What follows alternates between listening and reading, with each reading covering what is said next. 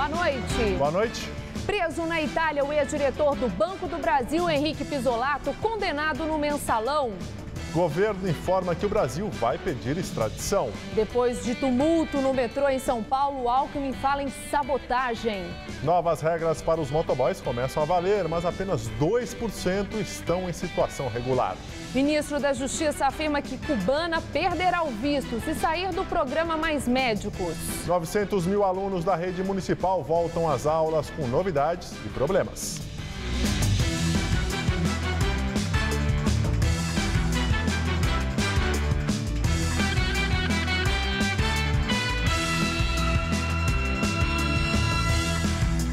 Foragido desde novembro, o ex-diretor do Banco do Brasil, Henrique Pizzolatto, é preso na Itália com um passaporte falso. Ele foi condenado no processo do mensalão a 12 anos e 7 meses de prisão no regime fechado. Pizzolatto era o único condenado do mensalão que estava foragido. Ele tinha cidadania italiana. O governo brasileiro vai pedir a extradição dele. Segundo a Polícia Federal, Pizzolatto foi preso em uma operação em conjunto com a polícia italiana. Ele foi encontrado na casa de um sobrinho em Maranello, cidade famosa por abrigar a fábrica e o museu da Ferrari, ao norte da Itália. No momento da prisão, estava com 15 mil euros em dinheiro e mais 2 mil dólares. Ele estava com o nome incluído na lista de procurados da Interpol, que emitiu alerta para os 190 países membros. Pizzolatto fugiu do Brasil dias antes de o STF emitir sua ordem de prisão em novembro. Em seu site, a Interpol divulgou uma imagem do passaporte falso encontrado com Pizzolatto na Itália. Ele estava com o documento do irmão, Celso Pizzolatto, morto em um acidente de trânsito. Segundo a polícia italiana, ele utilizou este passaporte para entrar na Europa. Aqui no Brasil, o ministro da Justiça, José Eduardo Cardoso, disse que o governo tomará providências para a extradição de Pizzolatto. Ele informou que comunicará ao STF para que a corte solicite a volta do condenado. É o nosso dever e assim o faremos. A Polícia Federal irá nos comunicar oficialmente da prisão. Nós comunicaremos, uma vez que é um mandado de prisão expedido pelo Supremo Tribunal Federal, nós comunicaremos o Supremo Tribunal Federal e tomaremos todas as providências que forem necessárias, devidas e cabíveis ao caso, nos termos daquilo que determina a nossa Constituição e a nossa legislação. No entanto, Cardoso disse que o Brasil respeitará a decisão italiana. Em 2011, o então presidente Lula rejeitou extraditar o ex-ativista italiano Cesare Battisti, condenado à prisão perpétua na Itália por assassinato. O episódio gerou mal-estar entre os dois países. O Estado italiano tem os seus órgãos judiciais, eles são os competentes para analisar a matéria e eles obviamente decidirão. Ao Brasil cabe pedir a extradição e assim o faremos. A partir daí a justiça italiana decidirá e, óbvio, sendo a Itália um país soberano que nós respeitamos, nós acataremos a decisão que será tomada por aqueles órgãos judiciais. O Procurador-Geral da República, Rodrigo Janot, disse que vai pedir ao Supremo a extradição de Henrique Pizzolatto. Ele afirmou que já iniciou providências para pedir o retorno do condenado ao Brasil. O advogado do deputado João Paulo Cunha, do PT, Alberto Toron, confirmou hoje que seu cliente não pretende renunciar ao mandato parlamentar e que pretende exercer a função durante o dia, cumprindo a prisão em regime semiaberto. João Paulo Cunha foi preso devido às condenações do julgamento do mensalão por peculato e corrupção passiva, pelas quais recebeu 6 anos e 4 meses de prisão. O petista aguarda ainda que o Supremo analise recurso contra a condenação de 3 anos de prisão por lavagem de dinheiro. Já a mesa diretora da Câmara marcou para a próxima quarta-feira uma reunião para discutir a suspensão de salário, uso de apartamento funcional e se abre ou não o processo de cassação do mandato do deputado. A agência do Banco Santander é assaltada na Rua Pamplona, nos Jardins, bairro Nobre de São Paulo. Um grupo formado por pelo menos 3 ladrões invadiu a agência por volta das 9 horas da manhã de hoje. Eles renderam seguranças e funcionários. De acordo com a polícia militar, os criminosos roubaram dinheiro do banco e a arma de um vigia. Ninguém ficou ferido. O banco informou que, por questões de segurança, não divulga detalhes do crime nem o valor roubado. A Polícia Civil investiga o caso. 3 pessoas foram assassinadas ontem à noite na Chácara Califórnia, zona leste de São Paulo. 2 homens e um adolescente de 17 anos foram mortos na chacina. Familiares das vítimas contam que 5 jovens conversavam na rua Diamante Preto quando homens encapuzados chegaram ao local em um carro e uma moto e dispararam vários tiros contra o grupo. 2 pessoas conseguiram fugir. O caso será investigado pela Polícia Civil. 9 pessoas foram detidas acusadas de depredar um ônibus na região de Ermelino Matarazzo, na zona leste da capital.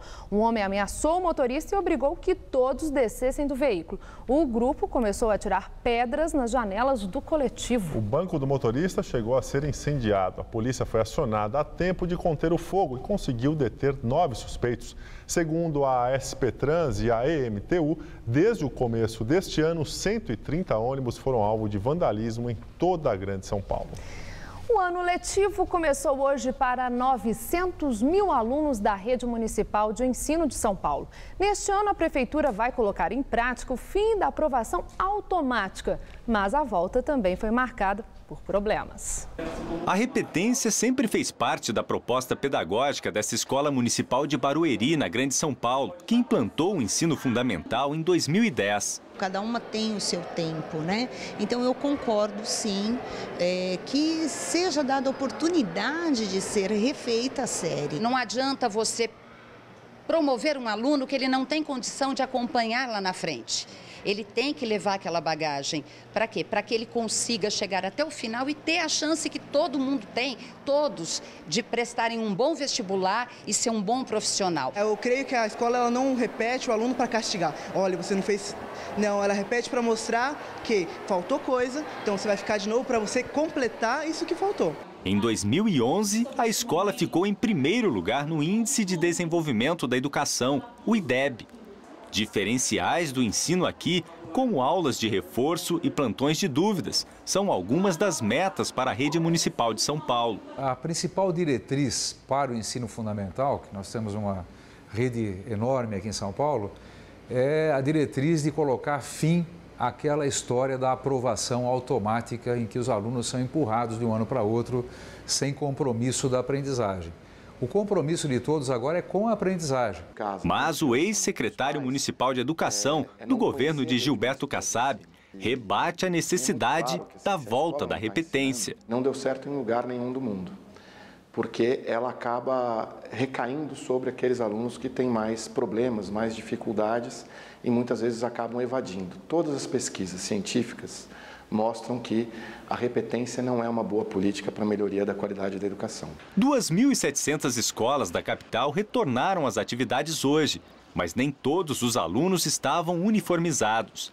A previsão da Secretaria Municipal de Educação é que os kits sejam entregues até o final de fevereiro. É o do ano passado, eu comprei as camisetas. A gente deixou no tamanho, número de tênis, tudo, mas acredito que não sei, mas logo deve aparecer aí. Mas se o ano letivo nas escolas municipais da capital paulista começou com velhos problemas, os pais de alunos podem esperar algumas novidades. Mudanças que foram propostas em 2013 após uma consulta pública e que serão colocadas em prática a partir de agora.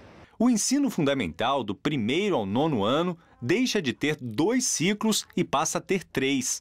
A reprovação passa a ser prevista no fim dos 2 primeiros ciclos e em todos os anos do último. Agora as provas serão bimestrais.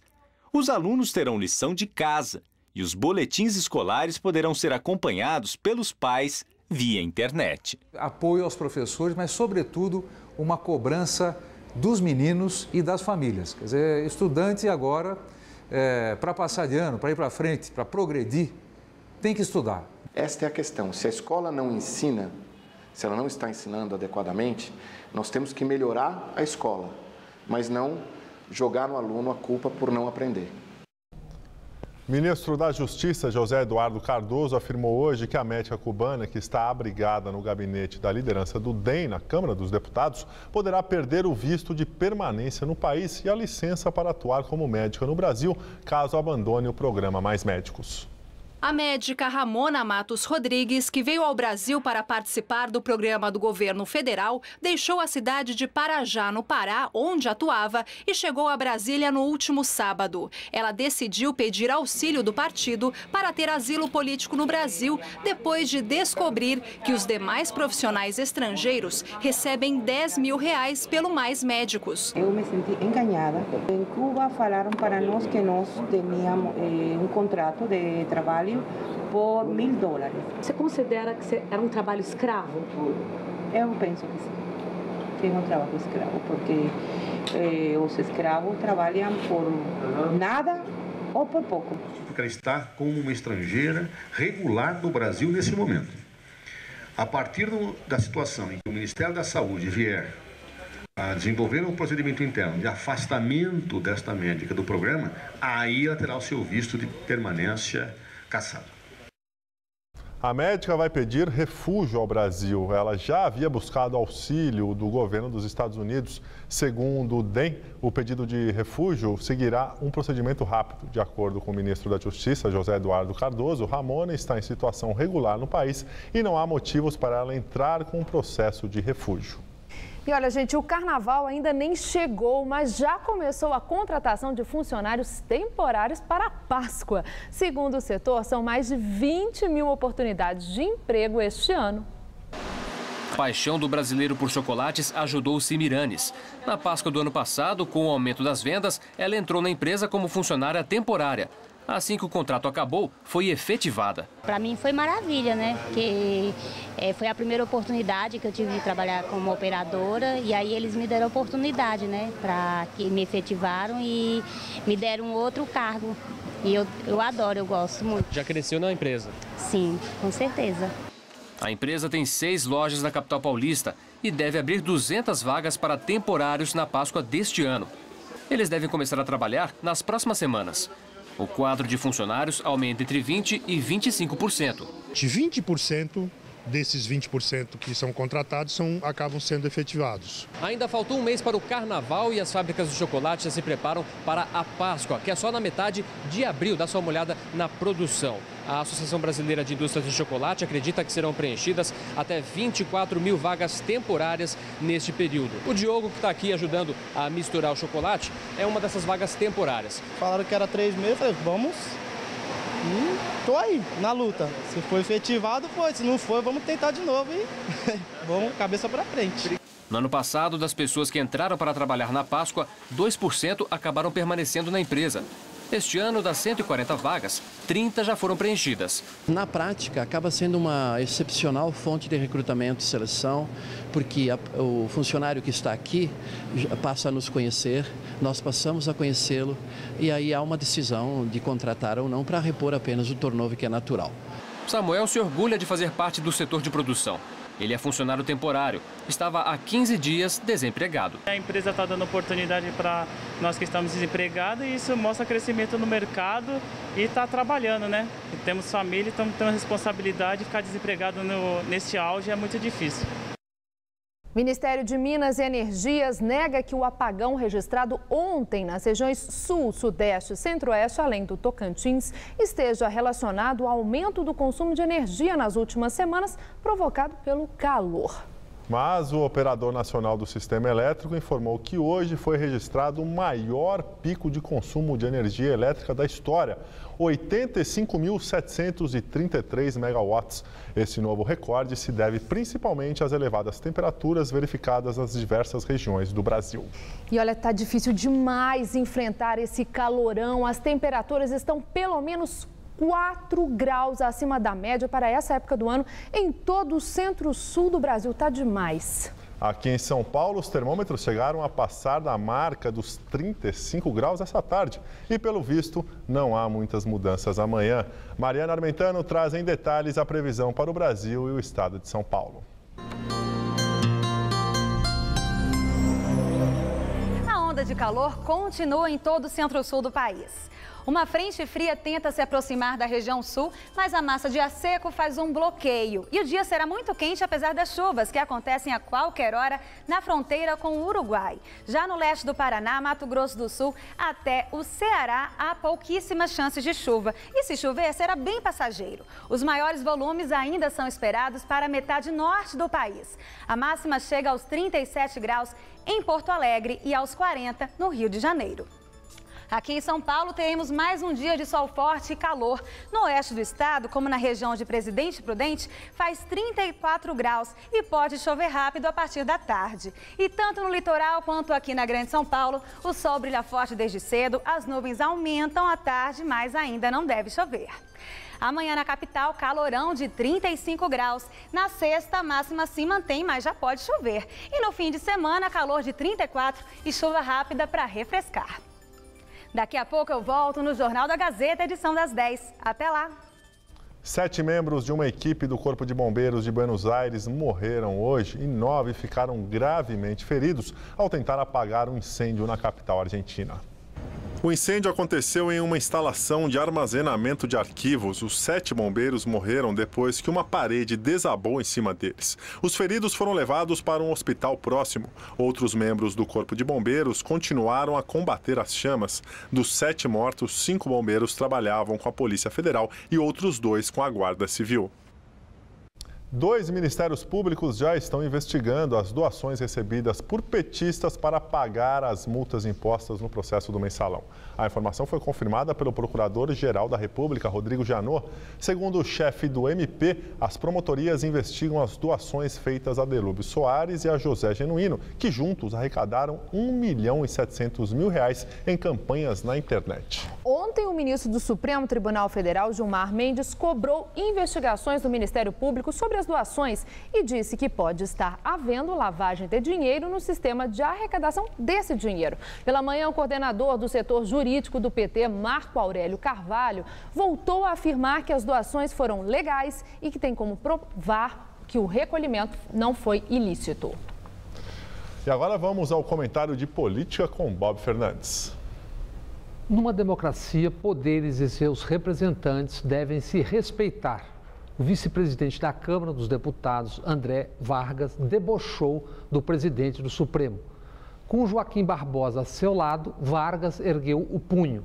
O fez por estar convencido, como muitos de seu partido, e não apenas, de que Barbosa faz mais política do que justiça. O deputado sabe o que fez e por que o fez. Tem o direito de fazê-lo como militante, mas ao fazê-lo numa sessão do Congresso, empresta outro significado ao gesto. Vargas é vice-presidente da Câmara, mas a Câmara não é ele e nem é dele. Joaquim Barbosa, fiel a seu estilo, rebateu no mesmo tom no dia seguinte. No Supremo abarrotado de processos e na primeira sessão do ano, Barbosa incluiu na pauta um processo contra o deputado Zeca Dirceu, filho de José Dirceu. O deputado é acusado de crime eleitoral. Barbosa tem direito de fazer o que fez, mas ele sabe o porquê do seu gesto apenas poucas horas depois do gesto de Vargas. Barbosa preside o Supremo Tribunal, mas o Supremo Tribunal não é só ele. O Supremo Tribunal não é dele. Do mesmo Supremo, Gilmar Mendes nunca escondeu suas preferências e antipatias políticas. Gilmar Mendes não vê problema em pré-julgar e em público, mesmo sendo um juiz. Gilmar Mendes agora levanta suspeita sobre as doações de militantes para o pagamento da multa de petistas presos. O Ministério Público e a polícia, provocados ou não, podem e devem investigar as doações. Mas foi o ministro Gilmar quem o fez. E ele sabe, todos sabem por que o fez. Com mais de 70 milhões nas redes sociais, gestos como esse levam a reações de igual intensidade. Para além das opiniões, bem além, também torcidas organizadas atuam nas redes.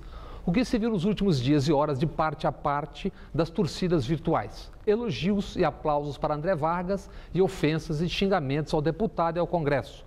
Nos últimos dias, elogios e aplausos para Joaquim Barbosa e ofensas e ataques a Barbosa e ao Supremo.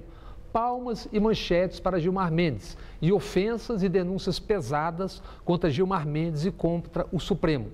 Em resumo, aprofunda-se a avacalhação geral. Quem ganha com essa disputa hipócrita e profundamente emburrecedora sobre quem rouba mais? Quem ganha com o rebaixamento da vida republicana ao nível mais rasteiro? Será que a violência que se generaliza não tem a ver também com essa avacalhação de toda e qualquer autoridade, de toda e qualquer instituição? O que avança guarda semelhanças com o que Hannah Arendt detectou como a ascensão da mediocridade, semente do que a pensadora alemã chamaria de a banalização do mal. Boa noite. Cartel do metrô. Ministro Marco Aurélio Mello, do Supremo Tribunal Federal, divide o inquérito que investiga o caso. Agora, apenas as autoridades com foro privilegiado citadas na apuração serão submetidas à corte. As outras pessoas citadas no processo serão investigadas e, se houver um processo posterior, julgadas em primeira instância. Os políticos citados no escândalo são os deputados federais licenciados Edson Aparecido e José Aníbal, ambos do PSDB, e Rodrigo Garcia do DEM. Os três são secretários do governo Geraldo Alckmin, além do deputado Arnaldo Jardim, do PPS. Já os ex-diretores da CPTM, os consultores apontados pela Polícia Federal como lobistas, não possuem foro privilegiado. O Museu do Jaçanã luta para preservar a memória de um dos bairros mais tradicionais da zona norte da capital paulista. A sede passa por uma reforma que começou há 15 dias e não tem data para terminar porque faltam recursos.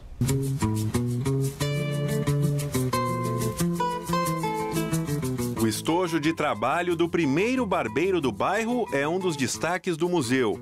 O acervo tem diversas peças, fotos e documentos que ajudam a contar um pouco da história dos moradores do Jaçanã.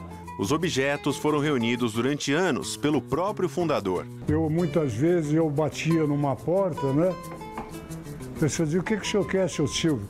Eu digo: não, eu gostaria se o senhor pudesse ceder uma foto do seu avô. Era persistente a minha vida, conversando com a comunidade, batendo nas portas e dizendo: o senhor está aqui de quando? O que o senhor está fazendo aqui? O que o senhor realizou?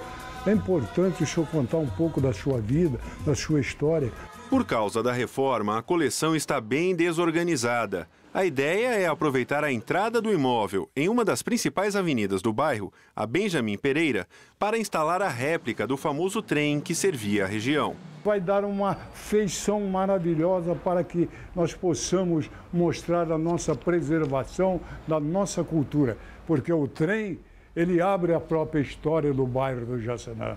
R$20 mil em doações foram suficientes para começar as obras do museu, mas faltam ao menos 10 mil para concluir os trabalhos. A gente espera que a gente consiga alguma empresa, alguma ajuda de empresários, de comércio, alguma coisa que possa contribuir com a gente para a gente conseguir concluir a nossa reforma sobre o polo cultural que a gente quer fazer no nosso bairro. Com a experiência acumulada durante a montagem do Museu do Jaçanã, o seu Silvio também escreveu um livro. Moro em Jaçanã, 143 anos de história, é resultado de um trabalho de pesquisa que durou 2 anos e meio e foi concluído em 2005. Conta uma história do bairro, de pessoas que aqui chegaram, lutaram, fizeram alguma coisa em prol da nossa comunidade e da nossa periferia. E aqui no Museu do Jaçanã, o seu Silvio guarda também uma enorme coleção de LPs antigos, bem antigos. E claro que não poderia faltar a Dona Irã Barbosa. O seu Silvio mantém uma vitrola em perfeito estado de conservação e quando nós chegamos, ele ouvia em alto e bom som o Trem das 11. Não posso ficar nem mais um minuto com você. É muito gratificante conhecer ele, porque vai lembrar da memória que tinha aqui, do jeito que ficou, do jeito que era. Eu viajei nesse trenzinho, é mesmo? Quando passava aqui, quando eu era jovem. Jaçanã é Jaçanã, né? É muito importante. 11 horas, só amanhã de manhã.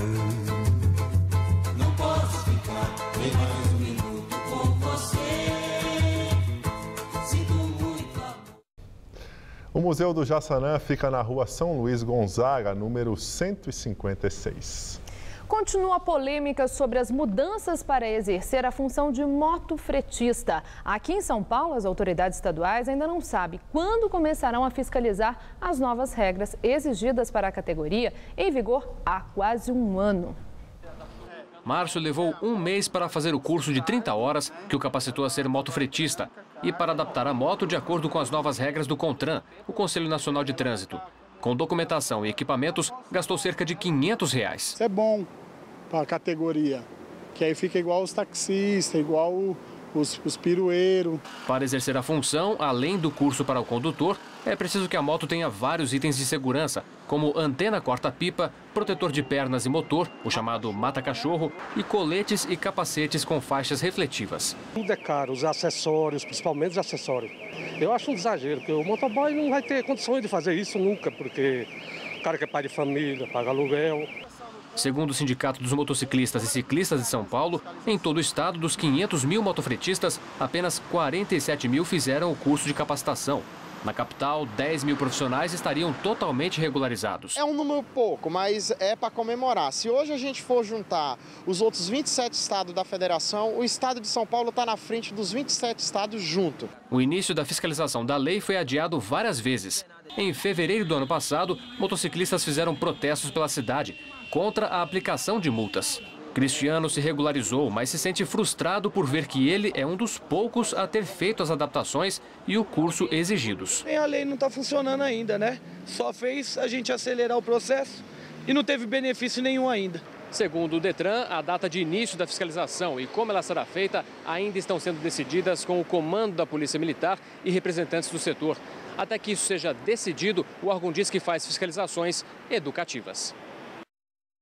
E hoje é o Dia Nacional da Mamografia e o estado de São Paulo anuncia uma novidade. O exame vai poder ser feito sem o pedido do médico. A partir do dia 17 deste mês, mulheres de 50 a 69 anos não precisarão mais do pedido médico para fazer a mamografia em 300 unidades de saúde da rede pública estadual de São Paulo. O benefício só será válido no mês do aniversário da paciente, que poderá procurar um dos locais do programa ou ligar para uma central telefônica e agendar o procedimento sem consultar um médico. O objetivo do programa é ampliar o acesso ao exame, que auxilia na detecção precoce do câncer de mama. Em Londres, passageiros sofrem com greve de 48 horas de funcionários do metrô. 70% dos trens pararam de circular nesta manhã. A greve é um protesto contra a demissão de 1.000 funcionários que trabalham nas bilheterias do metrô. As cabines serão substituídas por máquinas. A previsão é de que a paralisação continue até a noite de amanhã. Outra greve também está marcada para a semana que vem. O prefeito de Londres, Boris Johnson, pediu desculpas pelo incômodo, mas disse que as demissões são necessárias para a modernização do metrô. E agora as notícias do esporte com Estela Gontijo e Celso Cardoso. Quarta-feira de futebol no Campeonato Paulista. A rodada que vai marcar o reencontro do Corinthians com a torcida no Pacaembu. Celso Cardoso. E o clima está longe de ser dos melhores, Estela. Daqui a pouco, às 10 da noite, tem Corinthians e Bragantino. Uma chance de apaziguar os ânimos acirrados com a invasão ao centro de treinamento do clube no último sábado. Na manhã desta quarta-feira, as imagens das câmeras de segurança do CT Joaquim Grava foram entregues para a polícia e o Ministério Público darem início às investigações. Mas um problema ocorreu no meio do caminho. Parte das câmeras simplesmente parou de gravar antes do protesto. Algumas das câmeras, curiosamente, não sabemos ainda o motivo, deixaram de gravar naquele instante. Isso não prejudica a investigação porque muitas estavam funcionando. E o material que foi colhido através dessas que estavam funcionando, eu acho que é suficiente para a investigação ter sucesso. No dia da invasão, a Polícia Militar confirmou que o Corinthians não solicitou aos oficiais qualquer tipo de ação. As cicatrizes causadas pela invasão no último final de semana ainda estão abertas. Os jogadores permanecem abalados. A diretoria do Corinthians já deixou muito bem claro que nenhum jogador pediu para sair do clube depois dos incidentes violentos do último final de semana. Mas Alexandre Pato parece estar um pouco incomodado com essa situação toda. Durante a manifestação violenta, o atacante foi um dos mais cobrados. E o clima pela permanência dele aqui no Corinthians parece estar abalado. Vamos esperar, né? Vamos esperar um pouco. Ainda é cedo falar disso. Uma paralisação no Campeonato Paulista ainda não está descartada. Mas não era bem o que o treinador alvinegro gostaria que acontecesse. Talvez fazer isso, na minha opinião, já seja uma atitude extremamente radical para talvez uma fase mais à frente, se as coisas não melhorarem e não tomar o caminho que todos pensam que devem tomar. Dentro de campo, o compromisso desta quarta é contra o Bragantino. Gil e Paulo André, suspensos, ficam de fora. Com isso, Felipe e Kleber ganham uma oportunidade na equipe titular. Fora isso, nada de contar o resto. A escalação já combinamos que só 45 minutos antes do jogo.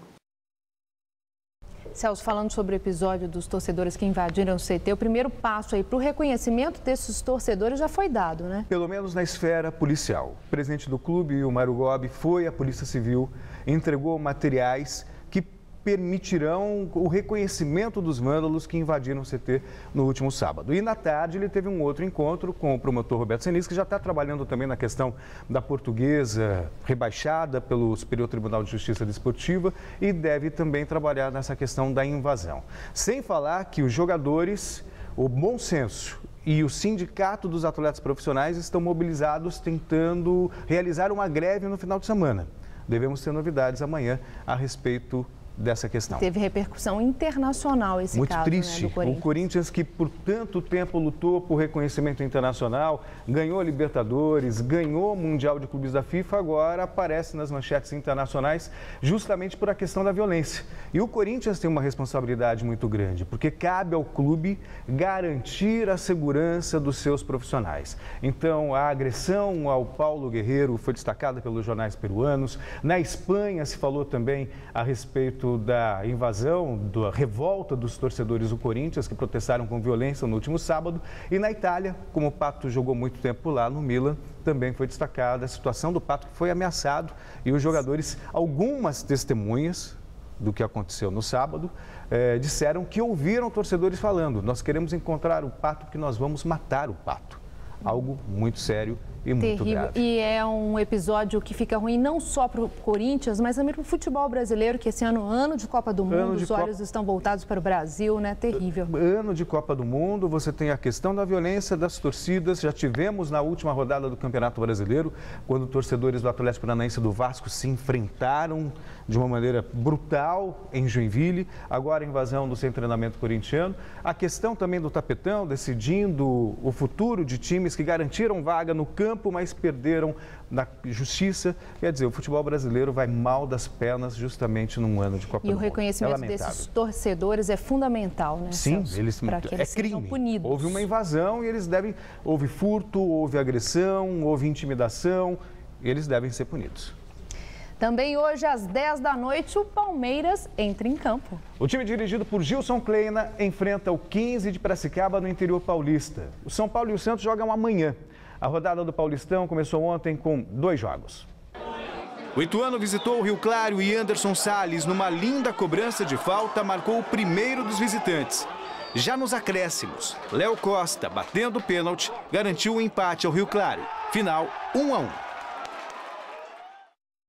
O Vasco joga hoje à noite também e o Douglas, meio-campista do Corinthians, está acertando com o Vasco. Depois da confusão do último sábado, os jogadores, muitos manifestaram um desejo de sair. Principalmente aqueles que estavam na mira da torcida. O Douglas é um deles, parece que o destino já está definido. Falta só a assinatura de contrato, mas as tratativas, as negociações evoluíram bem. Ele deve defender a equipe vascaína agora, no início da temporada. E pelo Campeonato Carioca, a bola também rolou, né, Celso? Rolou sim, rolou hoje com Boa Vista e Flamengo, que jogaram agora à tarde. Ontem o Fluminense venceu o Lanterna Audax de virada com direito a gol de bicicleta do meio-campista Wagner. Pelo Campeonato Carioca, o Fluminense recebeu o Audax e começou mal. Leandro Camilo, de cabeça, colocou a bola no canto de Diego Cavalieri, 1-0. O empate aconteceu depois da saída errada do goleiro Yamada. Wagner, de bicicleta, deixou tudo igual. No segundo tempo, o zagueiro Gum aproveitou o vacilo da defesa e virou o marcador. E a 3 minutos do fim, Elivelton subiu lá no alto para garantir a vitória do Fluminense. 3-1, placar final. Agora, Libertadores da América, os times brasileiros que participam da primeira fase eliminatória tentam hoje a classificação para a fase de grupos. O Botafogo recebe o Deportivo Quito precisando vencer para se classificar. O mesmo vale para o Atlético Paranaense, que recebe o Sporting Cristal. 2 partidas aconteceram ontem pelos jogos de volta da primeira fase da Libertadores. O Nacional do Uruguai ganhou do Oriente Petroleiro da Bolívia e garantiu vaga. Santa Fé da Colômbia também avançou na competição depois de derrotar o Monarcas Morelia do México em Bogotá. Veja os gols. Estádio El Campín, em Bogotá, aos 12 minutos, bola levantada na área e De La Cuesta cabeceou com precisão para marcar o único gol da partida. O Santa Fé se classificou mesmo tendo perdido o primeiro jogo por 2-1 fora de casa, no critério do gol marcado fora. O Santa Fé entra no grupo 4, que já tem Atlético Mineiro, Nacional do Paraguai e Zamora da Venezuela. O Nacional do Uruguai também se classificou ao bater o Oriente Petroleiro por 2-0 em Montevidéu. Aos 18 minutos, após cobrança de escanteio, pelo alto, Alonso usou a cabeça para fazer 1-0. Com um jogador a mais, aos 28 minutos, após jogada de Alonso, a bola sobrou para o garoto Pena, que bateu de fora da área e contou com a ajuda do goleiro Arias para definir o resultado. Nacional 2, Oriente Petroleiro 0. O Nacional garantiu vaga no grupo 6, que tem Atlético Nacional da Colômbia, Newell's Old Boys da Argentina e o Grêmio do Brasil. E agora há pouco eu falava que o Flamengo jogou hoje com o Boa Vista pelo Campeonato Carioca, não deu resultado. O Flamengo venceu de virada, 5-2, e o Alexandro, irmão do Richarlison, marcou 3 gols, portanto vive um bom momento no Flamengo, o atacante Alexandro. Celso, muito obrigada, uma boa noite. Boa noite, até amanhã. E é com você, Gabriel. Governador Geraldo Alckmin afirma que o tumulto do metrô na noite de ontem foi resultado da ação de um grupo de vândalos e não descartou a possibilidade de sabotagem. O Sindicato dos Metroviários descarta este tipo de ação. 7 da noite, Estação Sé, plataforma lotada. Impacientes com a demora dos trens, passageiros invadem os trilhos. Mais e mais gente tenta entrar no túnel para seguir a viagem a pé. A confusão aumenta quando os seguranças do metrô usam cacetetes contra os passageiros e tentam fazer com que as pessoas voltem à plataforma.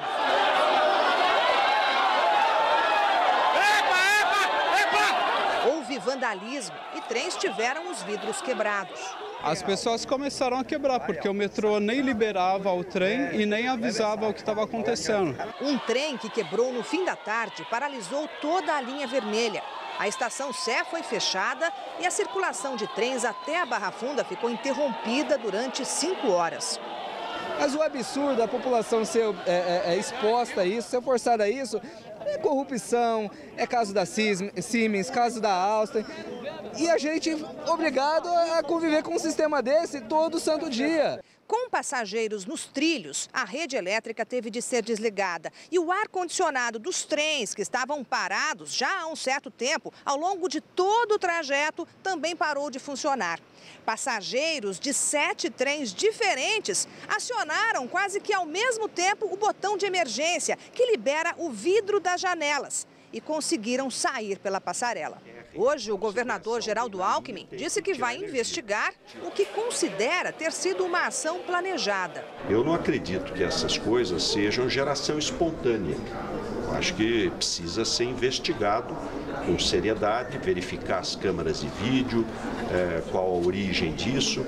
O fato é que houve um problema numa porta, resolvido em menos de 10 minutos, e que acabou causando esse grande transtorno para a população em razão da ação inicial de um grupo de pessoas e depois de vândalos que acabaram atacando estação, trem e destruindo o patrimônio. A sua acredita que é uma ação articulada, então? É preciso ser investigado, porque não é uma coisa espontânea, né? É muita coincidência.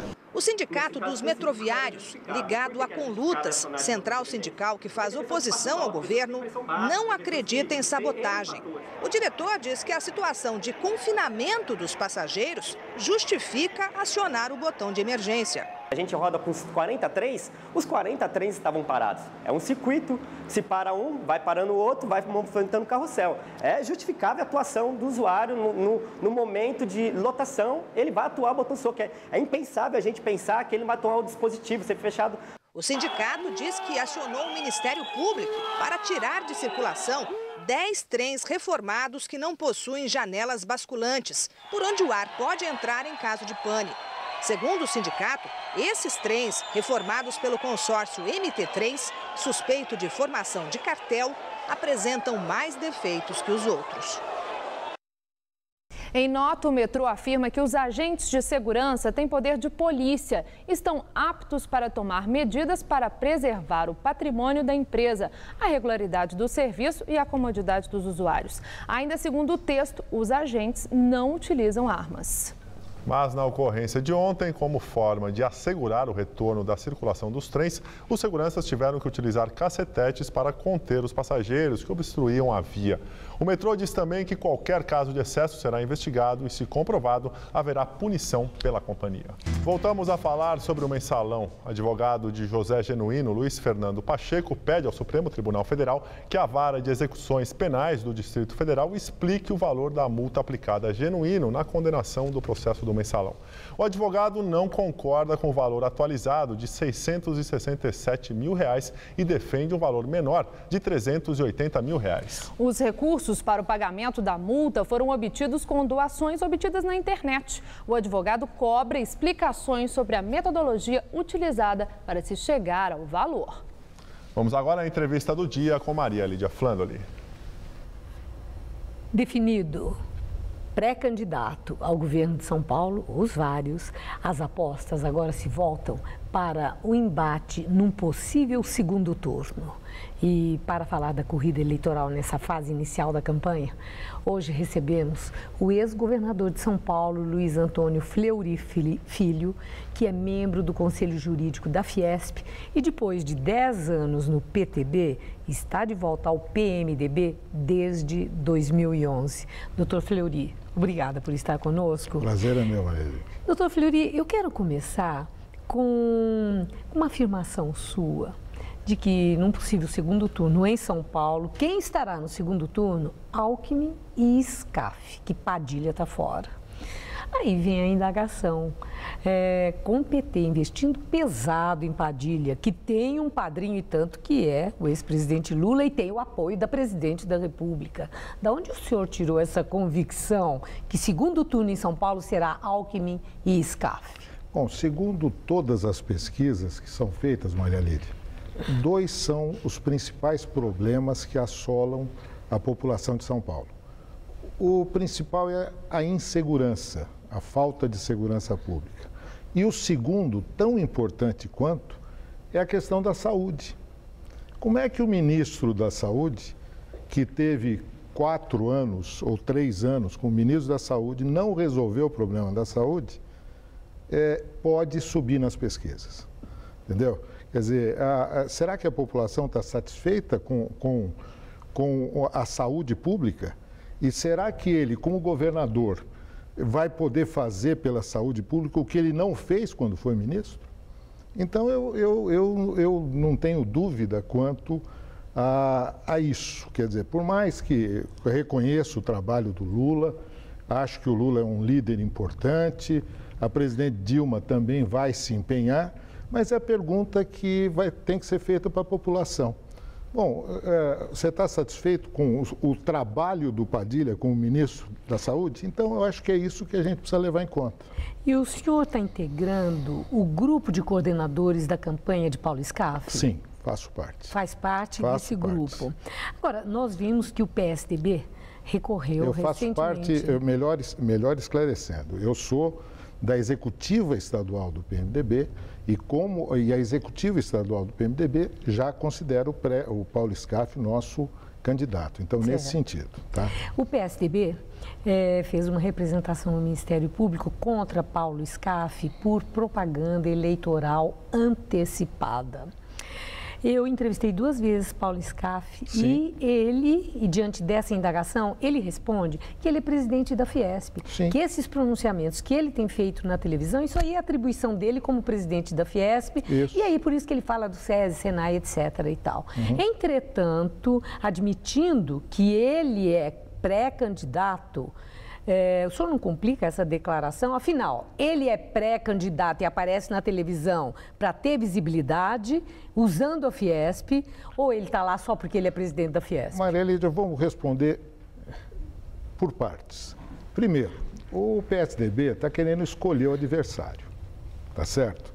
Ele está investindo contra o Paulo Scaff porque o trabalho do Paulo Scaff na Fiesp, no SESI, no Senai, é um trabalho que todo cidadão, quem não gostaria de ter um filho numa escola pública do padrão do SESI e do Senai?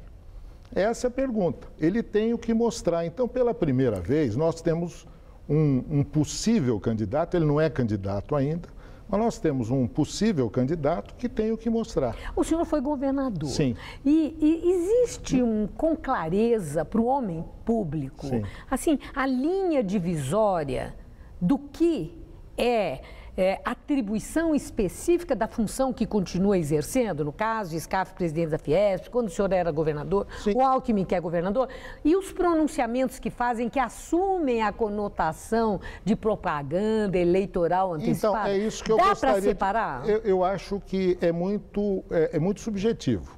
Então, eu vou dar um exemplo a você. O Padilha acabou de fazer aparecer em rede nacional, 5 minutos em rede nacional, que é mais do que todos os outros pré-candidatos poderiam fazer. Mas era ministro. Tá? Mas dizendo de uma campanha de vacinação que vai começar em março. Que é isso? Isso não é propaganda antecipada? Segundo... Para o senhor é? Não, eu estou fazendo a colocação. O Alckmin está inaugurando até festa de boneca. Entendeu? E aí ele vai e não fala da candidatura, mas sempre tem alguém no palanque dele dizendo: precisamos reeleger o governador. Isso não é propaganda antecipada? Aumentou a verba ilegalmente, a verba de publicidade para este ano, tá? Porque ela não pode ser superior à média dos 3 anos anteriores e é maior, tá? E isso ninguém fala.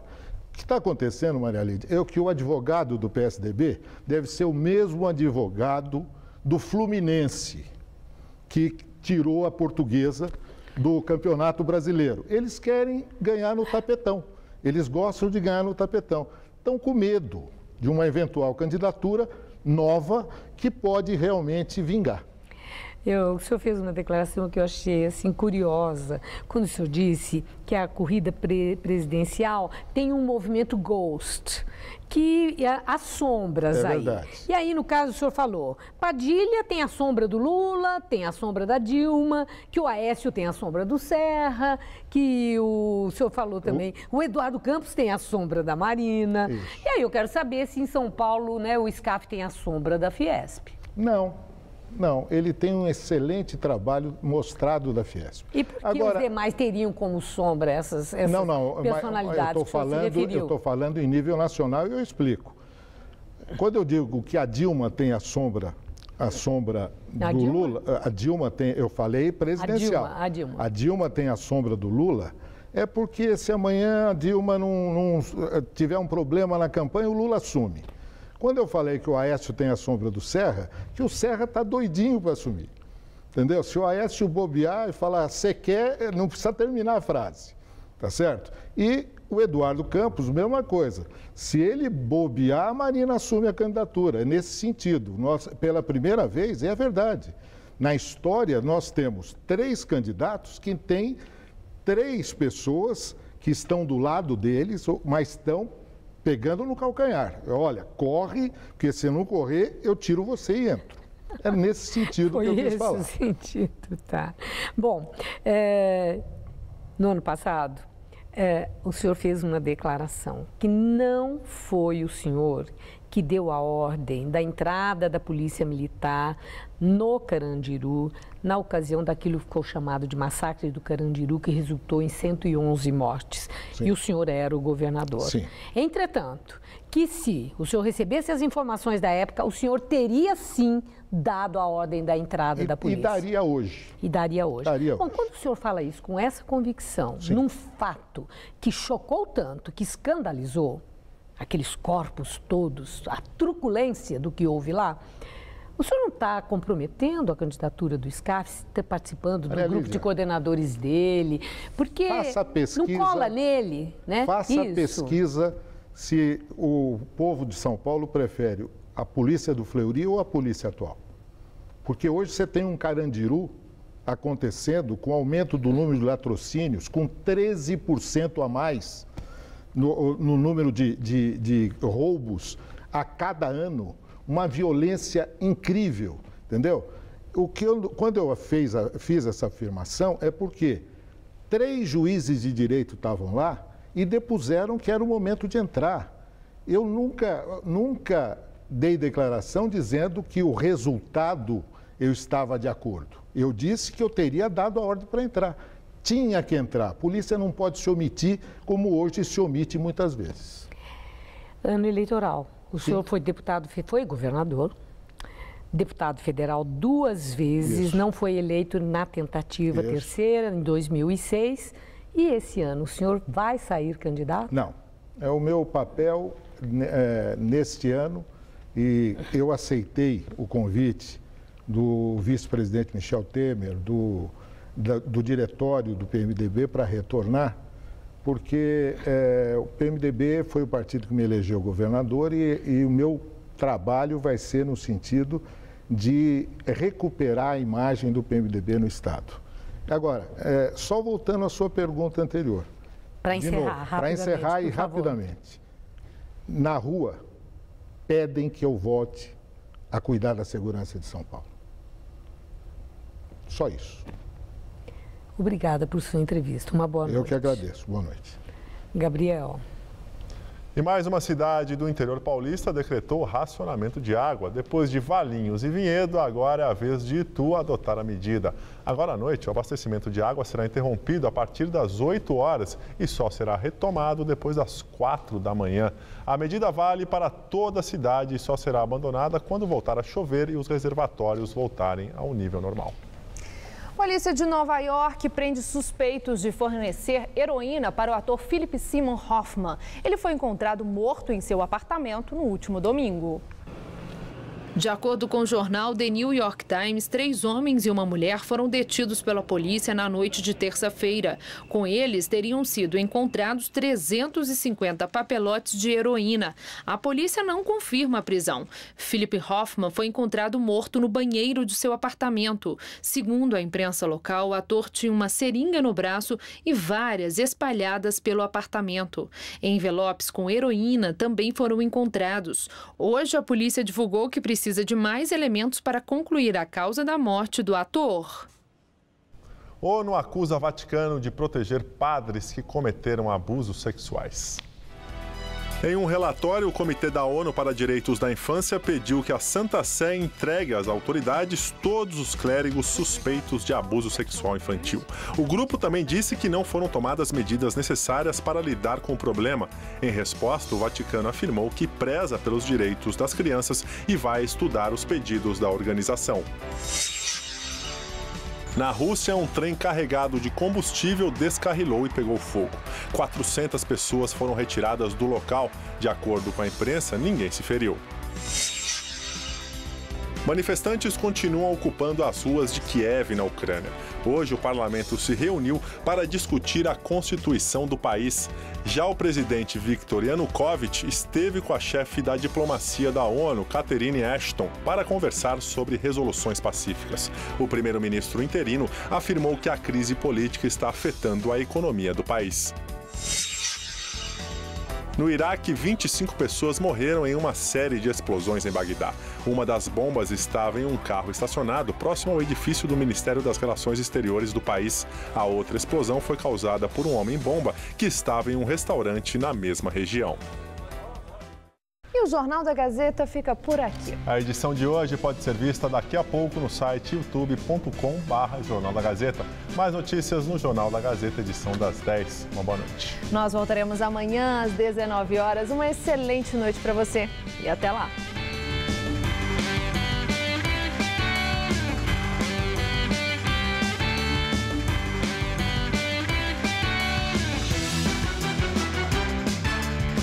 Hoje, 10h30 da noite, no Todo Seu, Zé Armando Vanucci traz as últimas notícias dos bastidores da TV.